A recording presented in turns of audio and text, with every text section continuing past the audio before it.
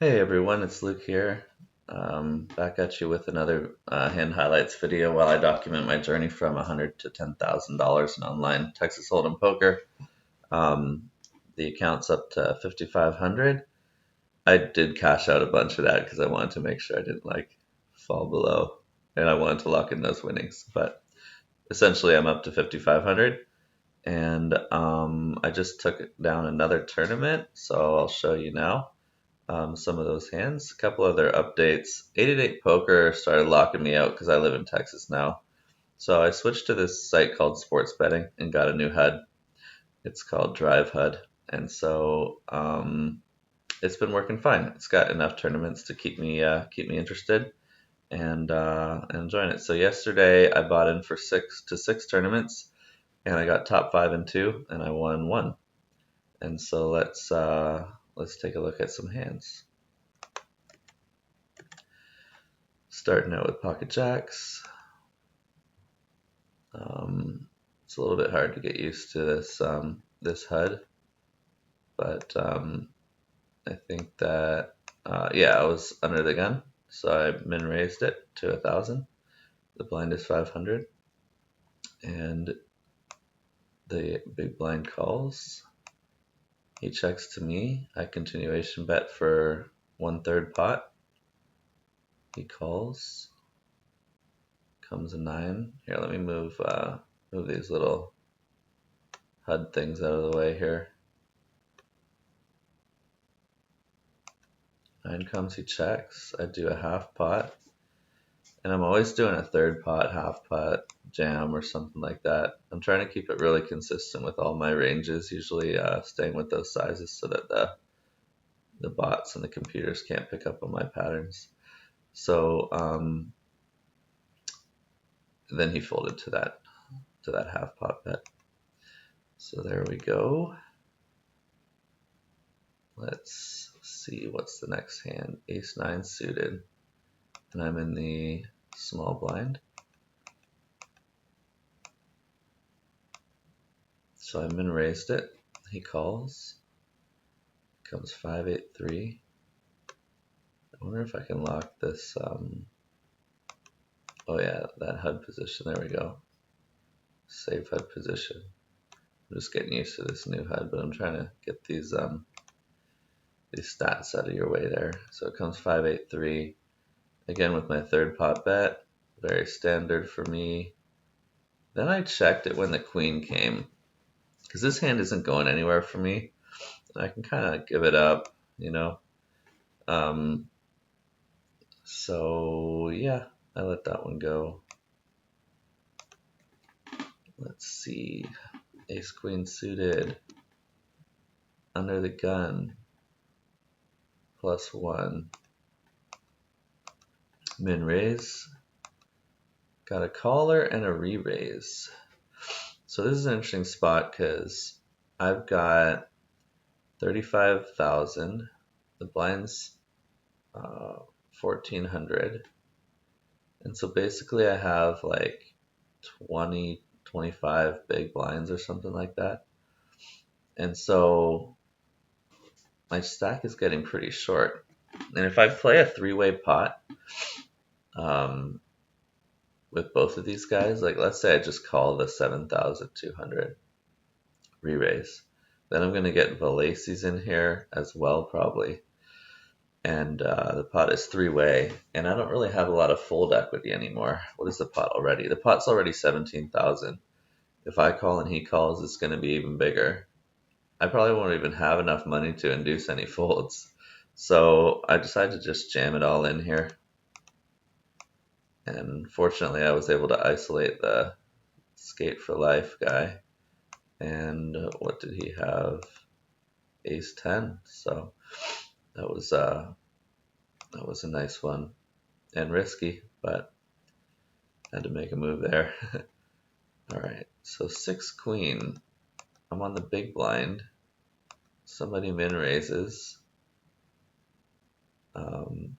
Oh, people are just flat calling. The blind is 2,500. And I flop a good flush draw. So I'm probably tempted to check raise here. So apparently you check raise. I learned this from Jonathan Little. All your best hands and your best draws. So yeah, I did a little check raise here. I got a call from him. 4, 5, 6, 7. So now I have an open-ended straight draw. The pot's 30. He's in position against me. I think I'm just going to continue here with like a strong half pot bet.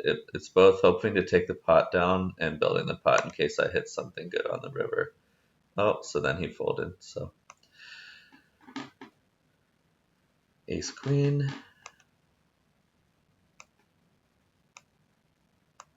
Somebody min raises from middle position. I decide to just flat call because he's super tight, first of all. Notice the only 13.9% voluntary puts it in the pot. These are quite, tight numbers. Like you'll notice with this guy to my left, I've got 403. I've got 5,000 hands on him. Oh no, that's actually me. Okay, so my stats are like much more aggressive. And here, another example, 107 hands, way more aggressive, 41% of the time. So anyway, I decided to just flat, and he's kind of early position for the table. So let's see what happens. Oh, and then this guy jams for like 25, 30 big blinds. So let's see. This guy folds, but I've only got like 20 big blinds. So it made sense for me to call this with my ace queen. I'm not going to donk off 20 big blinds with an ace jack usually. This is right on the borderline of what I would usually do. But then he had queen king, so I was able to take that pot. That was a huge turning point in the match.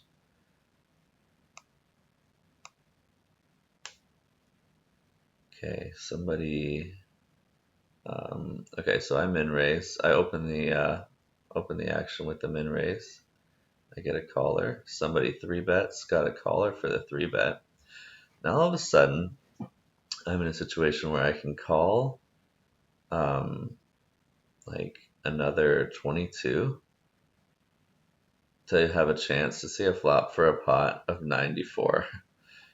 So my odds to call are 4.2 to 1. I like how this HUD shows that. So I'm thinking, well, 22 is like 22% of my stack, really.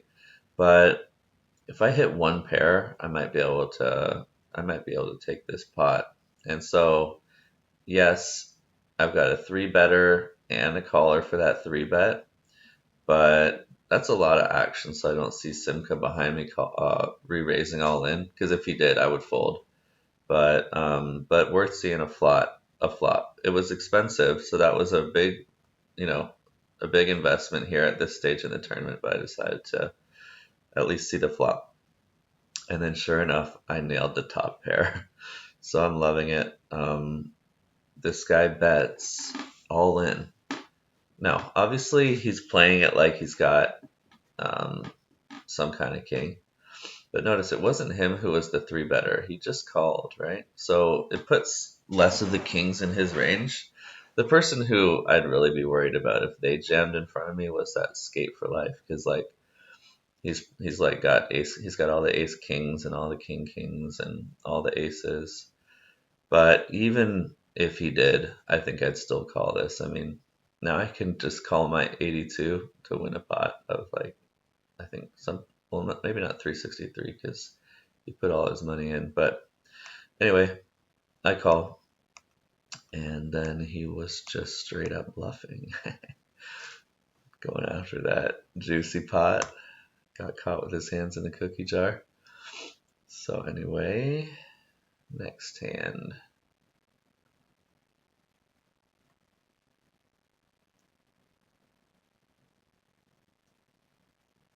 I'm just trying to get this thing working. Okay, there we go.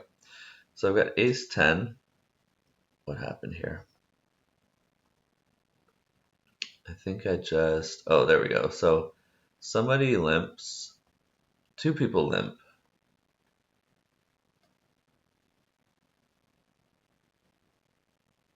I'm just going to go back and make sure I have the hand correct. Okay. So there's the big blind. One guy limps. And I decided to make it 3x. So with a big blind of 7, I made it 22. Because I'll usually min raise if I'm opening, but since we have a limper, I need to be a little more aggressive. And, obviously, ideally, he folds. But then if he calls, I'm showing a lot more strength anyway.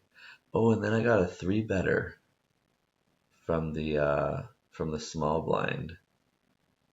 So obviously the limper folds, and I just let this go. So I've got an ace 10. I mean, I could see the flop, but like he invested half his stack on this 3 bet. So I decided to just let the ace 10 go. If you guys disagree with that, I'm not saying that I'm the authority on this, by the way. I'm just learning and trying to share my thoughts and strategies as they evolve. But I'd love to hear any comments about that fold to the 3 better. All right.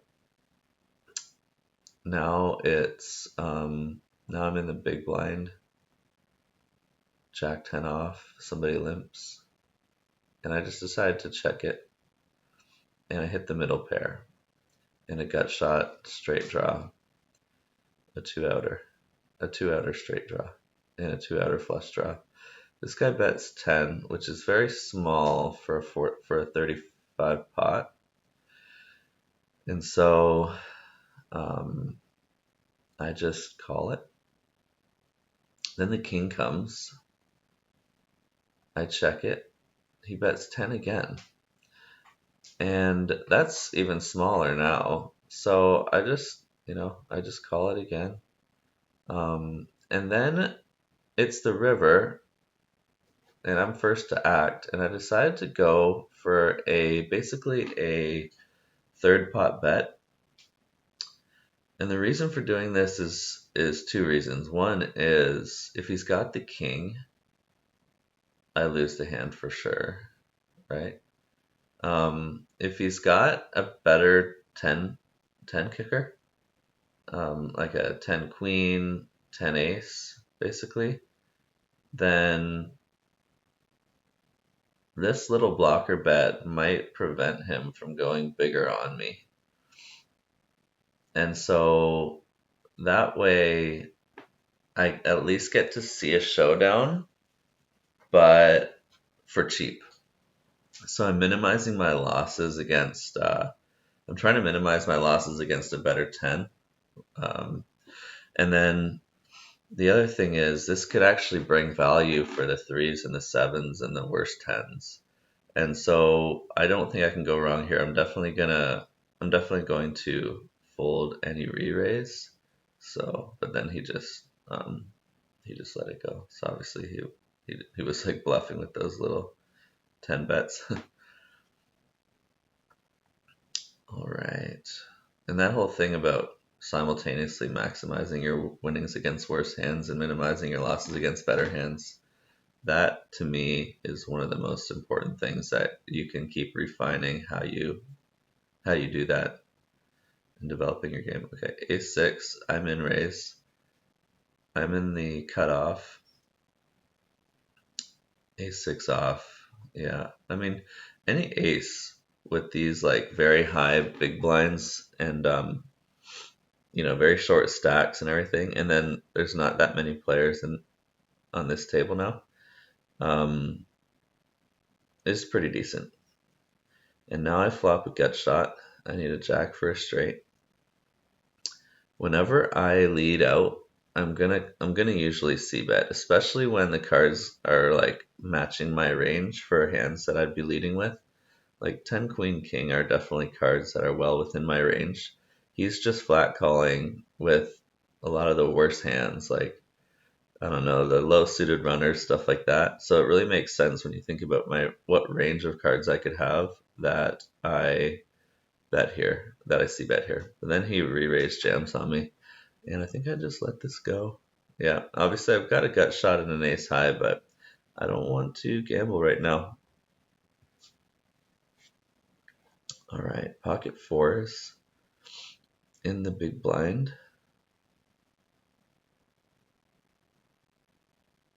It's 14,000. We get a min raiser. One of the things I learned recently when just watching YouTube videos about how to clean up tournaments against like in low stakes, is make sure you get a chance to play with your pairs. Like people are often gonna dunk off all their chips to a set or whatever. So this is an interesting hand. So I took a gamble here. Let's move this one out of the way as well. So he, from the cutoff, min raised. Now, the big blind is 1400. I've got about 17 big blinds and pocket fours. And so I decide to basically, it's almost like a semi bluff all in jam here. I'd be more comfortable if he was on the button or whatever. And thinking back, I might reconsider this play next time. I don't think I would. I think this is a good play, especially closer to the end of the tournament. But, I re-raised semi-bluff jam against this guy, and I actually happened to be running into a real hand here. What was it? What did he have? Kings. So I got lucky there.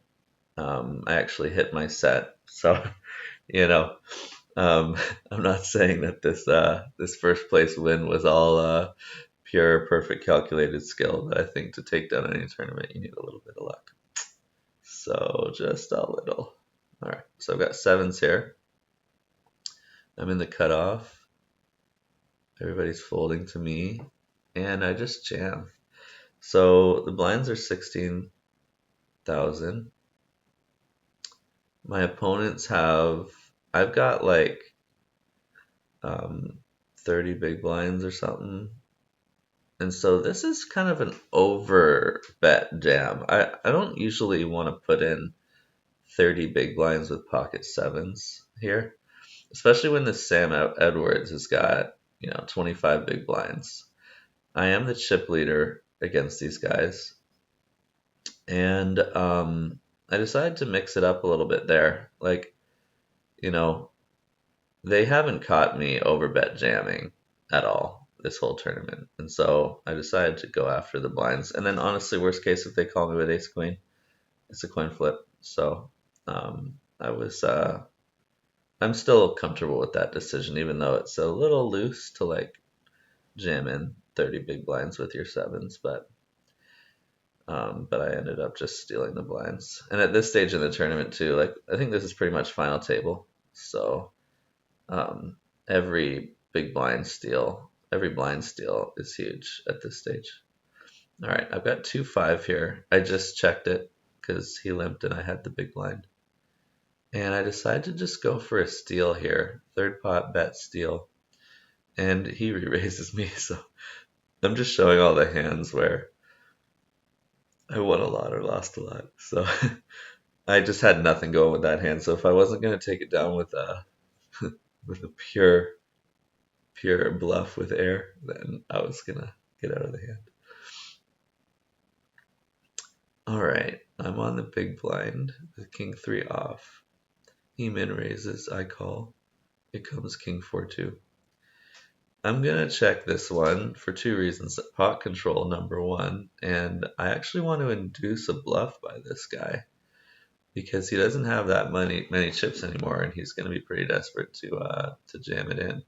So there you go. I got a bet from him, and I'm just at this point, I'm wanting to make sure that any straight draws and flush draws have to pay. I don't want to just let him see the next card and hit the nuts or something like that. Better to win a little than to lose a lot. A little now than to lose a lot later. So I jammed it in on him. And sure enough, he calls. What did he have again? He just had 9. So I think I almost agree with his call. I mean, he's on the ropes. He didn't have a lot of chips, but that's another reason for that check is because you can induce the bluffs.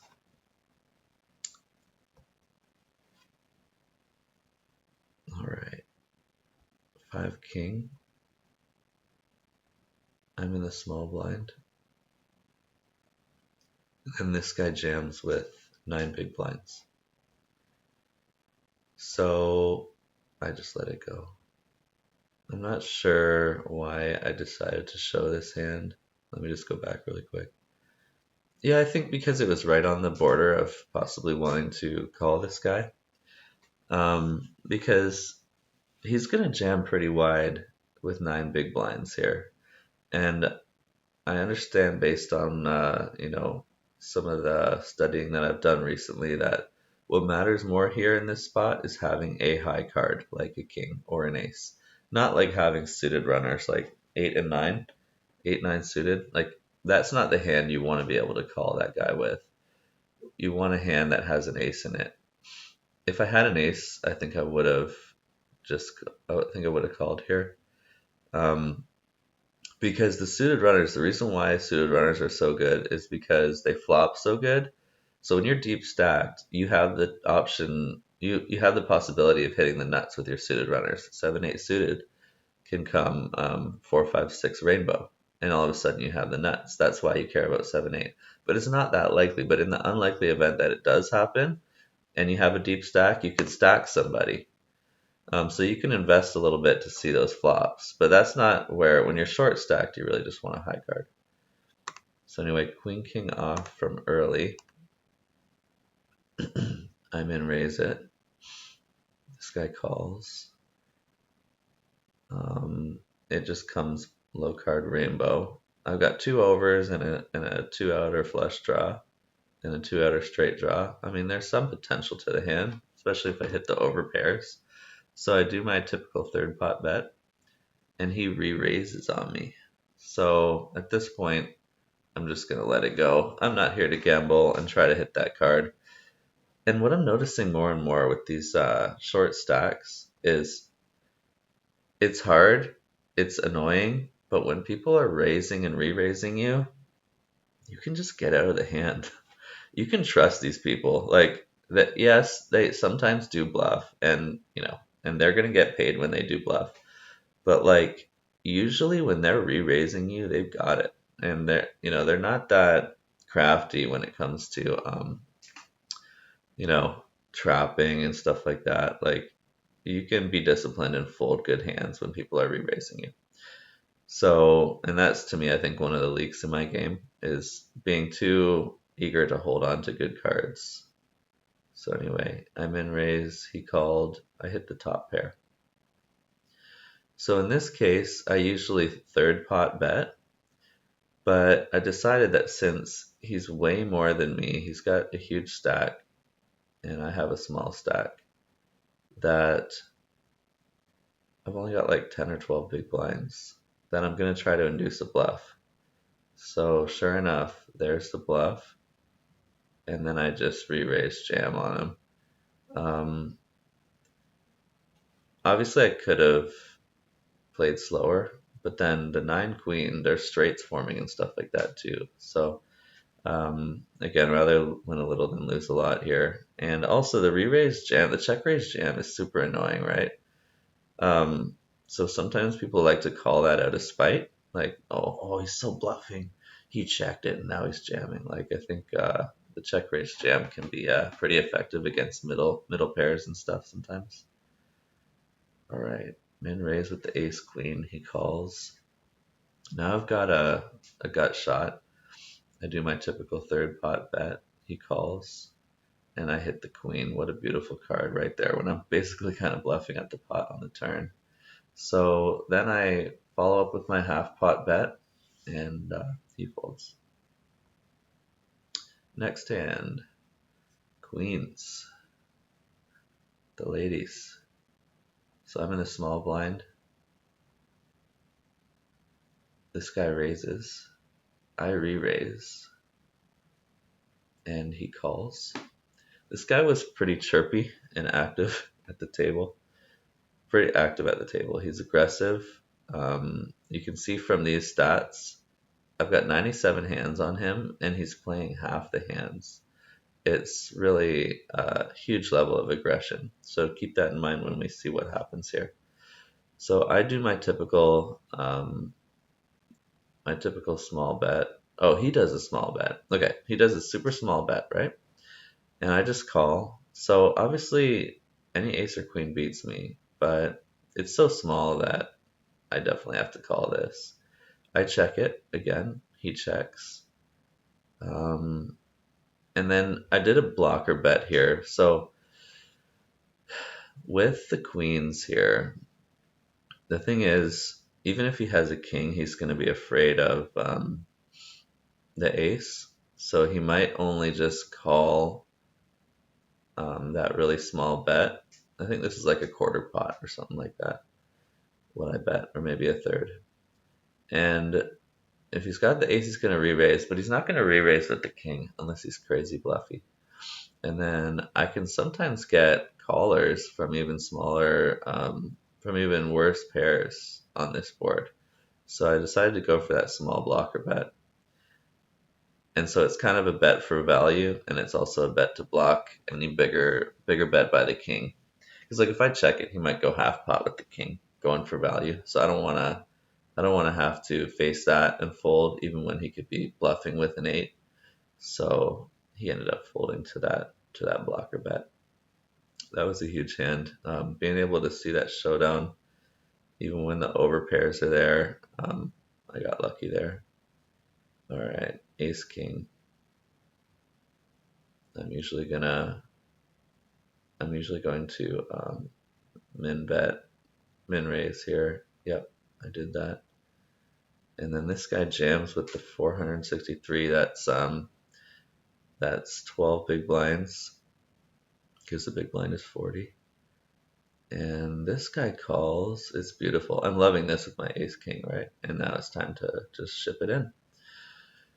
So, because that's what, 30 or 40 big blinds. He calls, and what does he have?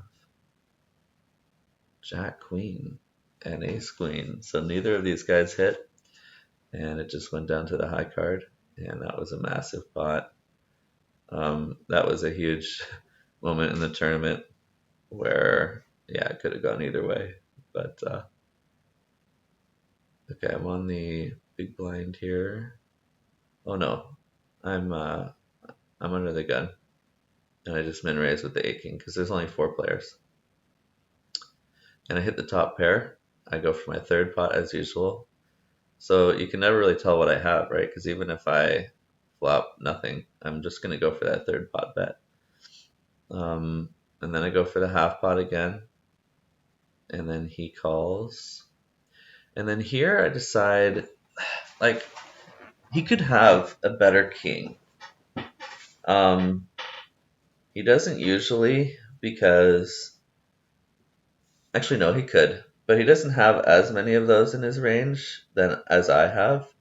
I have more of the good kings in my range because I was the one who bet, but he could have some kings for sure. But the thing is, like, for him to call 3 streets of value, I just don't think that there's a lot of hands that are worse than mine that are going to call 3 streets of value. So I decided to check this so that he can bluff at it. And sure enough, he bluffs at it. So I call, and he's got the eights. That was just a pure bluff. I mean, there's a jack, a nine, a king on the board. And so I was really happy with how that hand played out. It kind of looked like I was slowing down, getting afraid. And then, we go from there with the bluff. Anyway, ace queen, I'm in raise. He calls. Then he bets on the flop. I've got 2 overs in the nut flush draw and decides to just rip it in. Because I'm basically 50% to hit either the ace, the queen, or the spade. And I've got fold equity, so this is just a no-brainer. Rip it in. Next hand. Ace 9 off. This guy limps.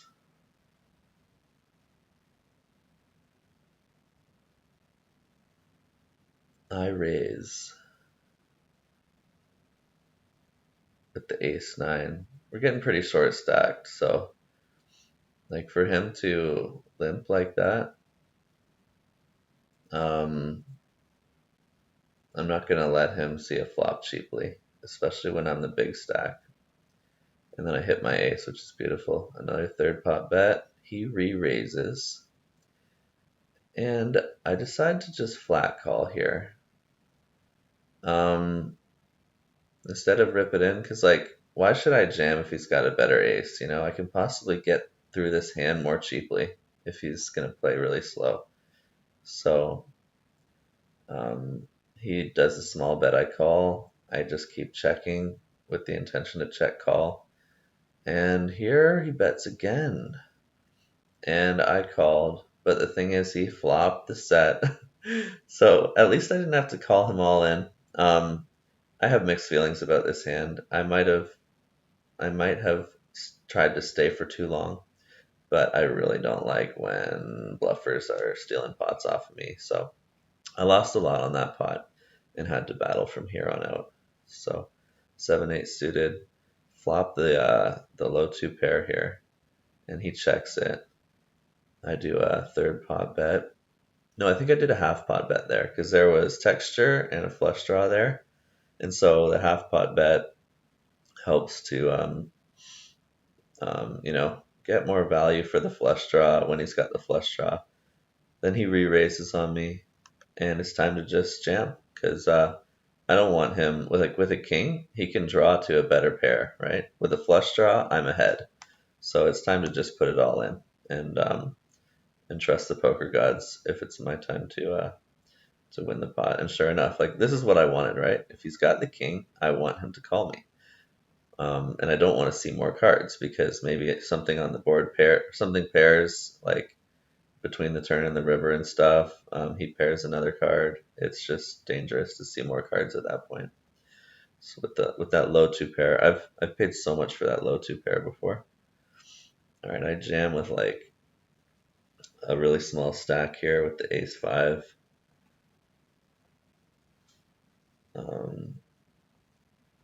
And then I hit my ace. He's going with the 5-7.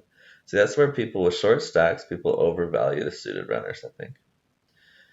Anyway, this Anderson Rules guy was super aggressive. Now I do have the suited runners. I min raise it, but that's just because it's three-handed. It's not like I'm loving the hand at this point, but it flops good. Then he re-raises me, and I decide to see a flop because again it flops nicely. And sure enough, I nailed the flush. So it's a beautiful thing. He goes all in, and I'm able to double up here. That was a massive turning point in the tournament. Gotta love flopping a flush. 3-7. I decide to min raise here with the absolute bunk. Then he 3-bets me. Oh, and I 4-bet him. Oh no, I think those are the blinds. So I think let's just go back. Make sure we're showing this correctly. Yeah, I raise. He 3-bets, and I 4-bet with the 3-7. Yeah, I decided to get spicy with this hand, I guess. And he calls. Then I hit the 3, and I do my typical third pot bet. He calls the 10.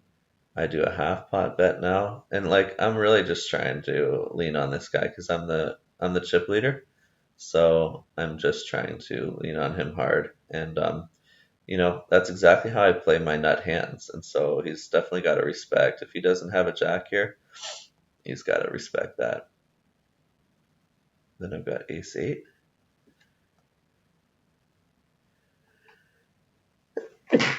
Sorry about that. And then he makes it 3x, and I call.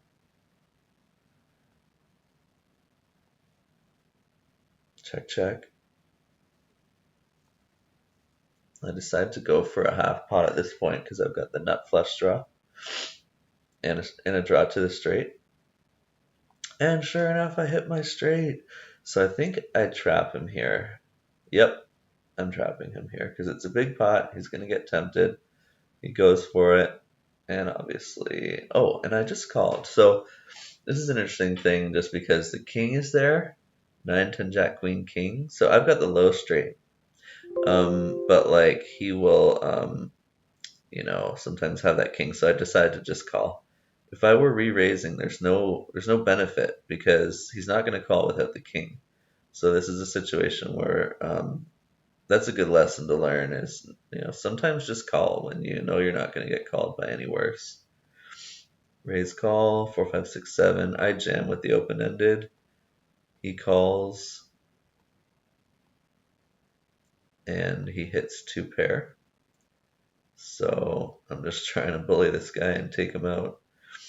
Let's see here. I've got 5, 6. He raises, I call. Oh no.